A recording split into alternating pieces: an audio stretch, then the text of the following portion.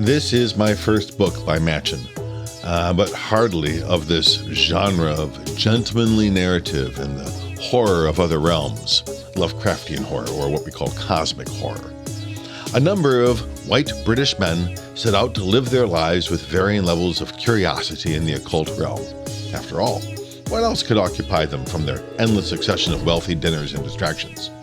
At first, it's difficult to see how all these chapters intersect, but soon enough, the various scenes resolve to discover that a great evil, tragically experimented with in that first chapter, is not done with them. And little wonder, it manifests in the guise of a woman. Now, let's not spend over much time dealing with the misogyny and latent classism and racism which is overwhelmingly present in these stories. All these old stories. Check. Ditto. It's here. So this is a review of the story and its crafting. The more important cultural and political talk about these books belongs perhaps in a more important space than this. What did interest me, though, about Machen's structuring of the story is the shifting of chapters between scenes and characters, absenting some altogether and then pointing at a quirk of one or another at length. I'm not certain that this is effective narration, but it did disorient me some, basically offloading the horror to the margins. And this is where that horror largely stays.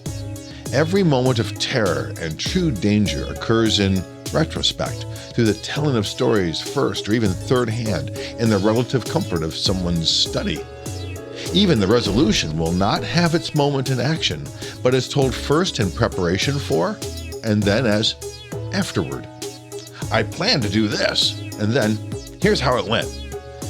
Yes, to consider what they confront, the great god Pan, perhaps, is truly a terrifying conception.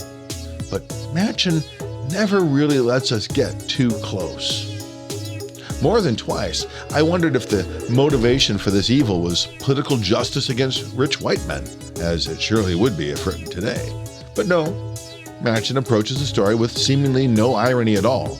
The rich white men have been set upon, and they will be defended in the story nearly 150 years old.